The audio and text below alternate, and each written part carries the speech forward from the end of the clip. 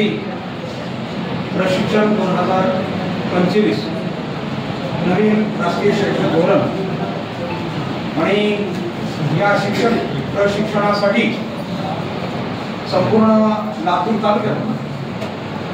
तालुक्यातून आणि शहरामधून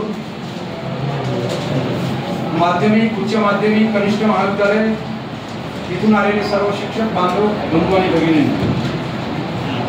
गेल्या 5 दिवसापासून आपण या शाळेमध्ये पुढील शैक्षणिक धोरणामध्ये शिक्षक नवीन शैक्षणिक धोरणासाठी कसा सक्षम झाला पाहिजे आणि विद्यार्थी सुद्धा या नवीन शैक्षणिक धोरणानुसार त्यांच्यामध्ये कशी क्षमता वृद्धिंगत झाली पाहिजे यासाठी प्रशिक्षण घेण्यासाठी आपण या ठिकाणी आलेलो आहोत। नाविन्यपूर्ण अध्यापनाचे तंत्र आणि शाळा मूल्यांकन आणि गुणवत्ता वाढ आणि विद्यार्थी चिकित्सक आणि सृजनशील कसा झाला पाहिजे हे आम्हाला या प्रशिक्षणाच्या माध्यमातून सुलभकांनी आपल्या सुलभ शैलीमध्ये त्यांनी आम्हाला विषय सुलभ करून सांगितल्याबद्दल सर्वांनी टाळ्या वाजवून सुलभकांचा अभिनंदन करा।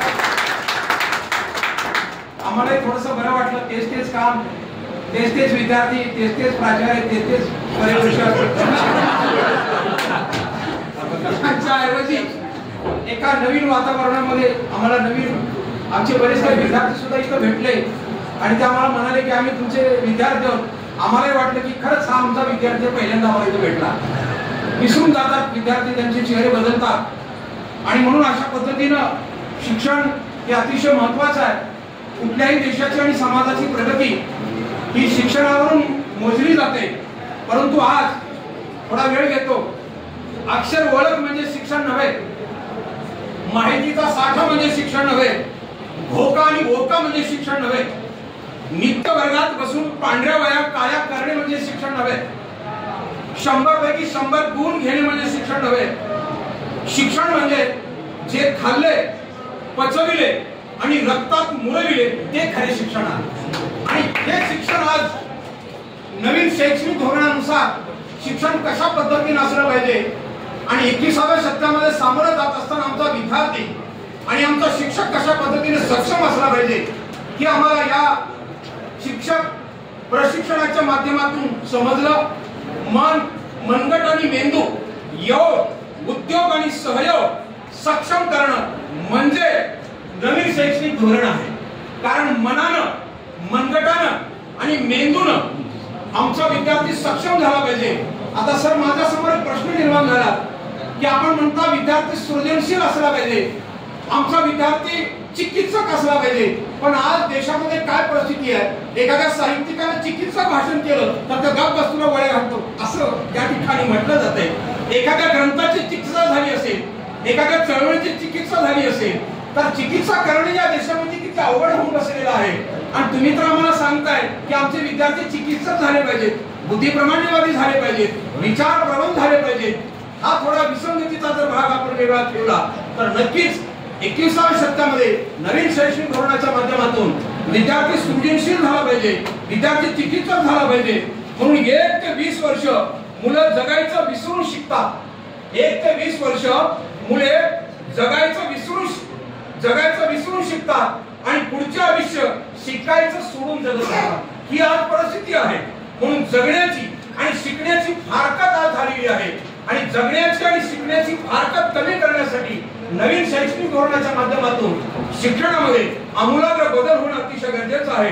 म्हणून शब्दाचे अर्थ खऱ्या अर्थाने निसर्गाच्या जीवनात असतात। आता तुमच्या सरांनी कविता सांगितली, शब्दाचे अर्थ खऱ्या अर्थाने निसर्गात आणि जीवनात असतात। शब्दकोशात प्रति शब्द अर्थ असतो, पण तो खरा अर्थ आणि खरं जीवन आम्हाला निसर्गाच्या सानिध्यामध्ये कळतं। म्हणून शिक्षणाचा परिणाम मार्क लिस्टवर नव्हे तर शिक्षणाचा परिणाम वर्तनावर झाला पाहिजे। परंतु आज शिक्षणाचा परिणाम आम्ही मार्क लिस्टवर करायला लागलो। एकीकडे जिल्हा परिषदेच्या शाळा जिथं अनुदान आहे बंद पडायला लागल्या आणि पोतारी इंटरनॅशनल शाळा वाढायला लागलेल्या आहेत। याच्याबद्दलही चिंतन करण्याची आज गरज आहे। म्हणजे सांगण्याचं तात्पर्य आज या प्रशिक्षणाच्या माध्यमातून सुलभकानी आम्हाला शिक्षणाबद्दल नवीन शिक्षक क्षमता प्रत्येक कार्यक्रमामध्ये चांगल्या पद्धतीनं शिक्षण कसं असावं, शिक्षक कसा असावं, वर्गामध्ये वातावरण कसं असावं, संवेदनशील विद्यार्थी कसे घडावेत, अभ्यासक्रम कशा पद्धतीचा असावं, मूल्यांकन कशा पद्धतीचं करावं, शाळा कशी असावी, अभ्यासक्रम कसा असावा, वेळापत्रक कसा असावा, याबद्दलचं चांगल्या पद्धतीचं ज्ञान दिलं. जेवणाची व्यवस्था चांगली होती, परंतु बसण्यासारखी बाकडे त्या ठिकाणी आम्हाला नव्हते, इकडे तिकडे बसावं लागलं. अशा पद्धतीनं एक चांगल्या पद्धतीचं प्रशिक्षण या ठिकाणी झालेलं आहे. वेळ आपला जास्त घेतला, एवढंच आहे. या प्रशिक्षणातून आपण लक्षात घेतलं तर चालेल, आज आपल्या समाजाला शिक्षणाच्या माध्यमातून एक नैतिक विद्यार्थी घडला पाहिजे आणि दुसरा विवेकवान विद्यार्थी घडला पाहिजे. आदर्श समाज कशाला म्हणतात? दोनच शब्दामध्ये मी या एनएपीचं वर्णन करतो. आदर्श समाज, आदर्श शिक्षण कसं असावं, ज्या समाजामध्ये एकीकडे नैतिकता आहे आणि दुसरीकडे विवेकवाद आहे. विवेकवादाचा अधिष्ठान असलेला समाज आणि नीतिमत्तेचा अधिष्ठान असलेला समाज तो प्रगत समाज असतो. आणि त्यासाठी नवीन शैक्षणिक धोरणाच्या माध्यमातून मूल्य शिक्षणाची आवश्यकता आहे. आज मूल्य कमी व्हायला लागले, म्हणजे मन ढासळायला, मूल्य ढासळायला लागले आणि मन कोसळायला लागले. कोसळलेल्या मनांना आणि ढासळलेल्या मूल्यांना पुन्हा जर आम्हाला प्रस्थापित करायचं असेल तर अशा प्रशिक्षणाची आवश्यकता, चांगल्या शिक्षणाची आवश्यकता आहे. आता यांच्या चेहऱ्यावर असं मला वाटतंय की आता भाषण बंद केलं पाहिजे. मला समजायला लागलेली आहे, पण मला आणखी 2 मिनिट बोलायचं आहे. आणि म्हणून लोकांनी कमी बोललं पाहिजे. असाच एक वक्ता जोरजोरात बोलत होता. जोरजोरात बोलत असताना मधले 2 श्रोते काटे घेऊन येऊ लागले. वक्त्याला वाटतं का काटे घेऊन येतो तर मला वाटते आणि मग श्रोते म्हणले नाही नाही बोला बोला, तुम्ही तुमच्याकडे चूक नाही मिळेल, तुम्हाला कोण बोलायला परवानगी दिली.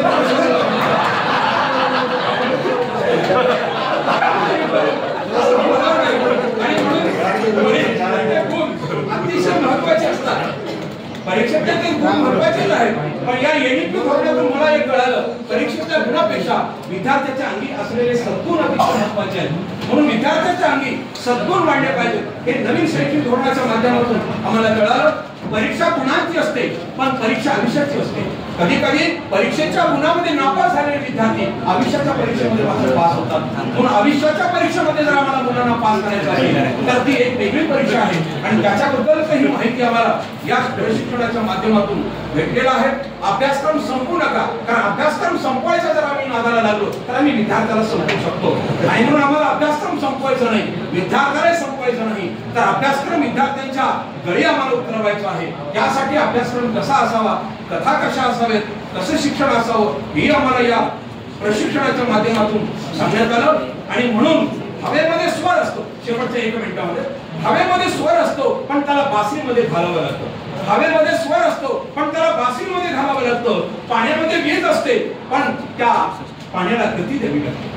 पाण्यामध्ये वीज असते पण त्या पाण्याला गती द्यावी लागते. वाऱ्यामध्ये वादळ असतं पण वाऱ्याला गती घ्यावी लागते. वाऱ्यामध्ये वादळ असतं पण वाऱ्याला गती घ्यावी लागते. ताकामध्ये लोणी असतं पण ताकाला घुसळण करावी लागते. दह्याला घुसळण करावी लागते. ताकामध्ये लोणी असतं पण ताकाला घुसळण करावी लागते. तसा प्रत्येक विद्यार्थ्यामध्ये स्वतंत्र व्यक्तिमत्व असतं पण त्याला प्रेरित करण्याचं काम शिक्षकाला असतं. आणि म्हणून प्रशिक्षणाच्या माध्यमातून मला असं सांगत होते की प्रत्येक विद्यार्थ्यामध्ये एक व्यक्तिमत्व घडलेलं, पण ते व्यक्तिमत्व आम्हाला ओळखता आलं पाहिजे आणि ते जागृत करता आलं पाहिजे आणि त्याच्या बियाची पार आम्हाला छेडता आली पाहिजे. आणि तेच या प्रशिक्षणातून आम्हाला मिळालेलं आहे. आणि म्हणून शाळेची उंची शाळेच्या इमारतीवरून ठरत नसते, तर शाळेची उंची त्या शाळेच्या शिक्षकाच्या उच्च विचारावर ठरत असते. आणि हीच भूमिका घेऊन आपल्याला या ठिकाणी काम करायचं. आता थांबतो कारण जास्त काही परीक्षा घेत नाही आणि म्हणून बोलायचं भरपूर होतं, एवढं मी तयारी करून आलेलो आहे. कारण या माध्यमातून एक चांगले विचार, चांगले शिक्षक, चांगले मित्र आम्हाला भेटले. नक्कीच आम्ही आमच्या या प्रशिक्षणाची शिदोरी घेऊन आमच्या शाळेमध्ये, कारण आपल्याला माहिती आहे की राष्ट्र निर्माणाच्या कार्यशाळा आणि चारित्र्याच्या प्रयोगशाळा शाळा जोपर्यंत होणार नाही तोपर्यंत राष्ट्र निर्माण होणार नाही. आणि म्हणून राष्ट्र निर्माण करायचं असेल तर 4 भिंतीच्या आत या राष्ट्र निर्माणासाठी पक्क्या भाजलेल्या विटा, विद्यार्थी रूपी पक्क्या भाजलेल्या विटा आपल्याला वर्गातून निर्माण करायच्या. आणि याच विटा पक्क आणि मजबूत एक उन्नत आणि विकसित राष्ट्र निर्माण करणार आहे, याच्यावर माझा विश्वास आहे. मला सहन केला त्याबद्दल धन्यवाद.